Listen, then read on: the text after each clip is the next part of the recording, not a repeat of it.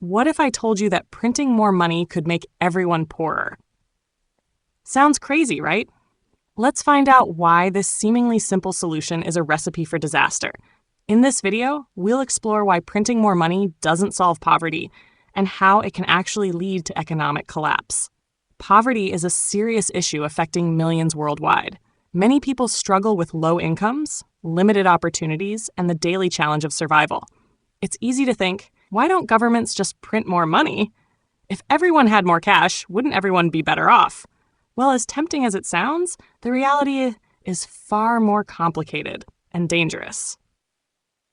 Let's start with the basics. When a government prints more money, it doesn't magically create more goods or services. Instead, it leads to something called inflation.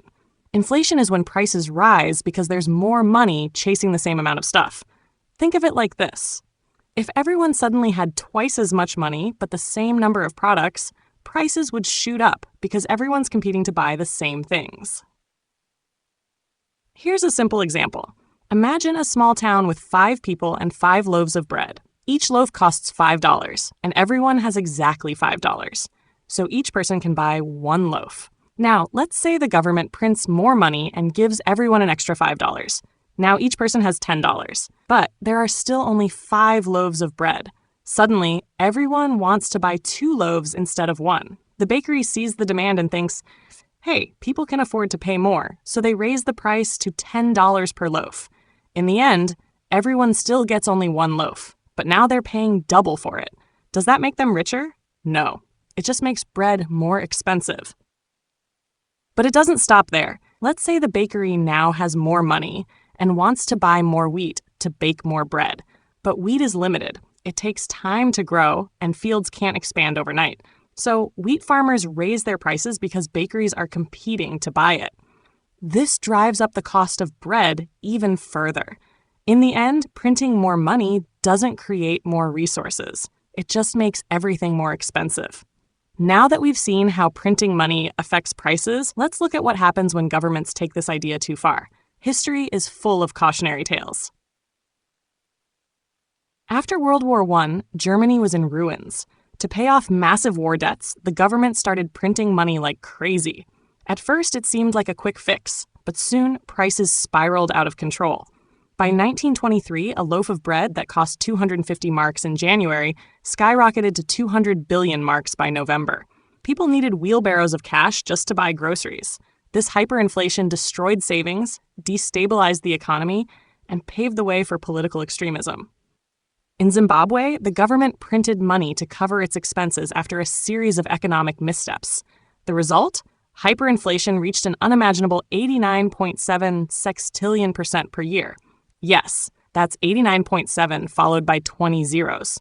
The Zimbabwean dollar became worthless, and people had to carry stacks of cash just to buy a single egg.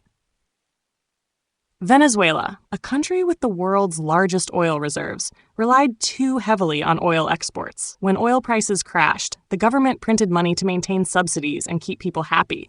But this led to hyperinflation, with prices doubling every few days. The currency became so worthless that people literally threw it on the streets.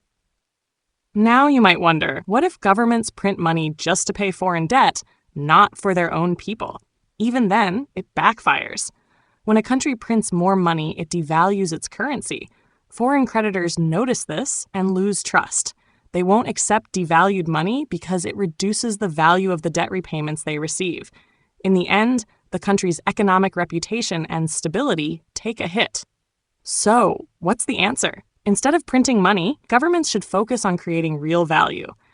This means investing in education, building infrastructure, supporting technology, and helping businesses grow. When businesses produce more, they hire more people, creating jobs and increasing the supply of goods. With more products available, prices stabilize, and people can afford what they need. This is how countries like Japan and South Korea built strong, stable economies. At the end of the day, money is just a tool. It's only valuable if there's something to buy with it.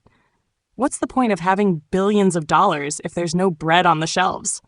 You can't eat money, and you can't print prosperity. The real wealth of a nation comes from its people, resources, and innovation. If you found this video helpful, hit the like button and subscribe for more insights into how the economy works. Let me know in the comments, what other economic topics should I cover next? Thanks for watching, and I'll see you in the next video.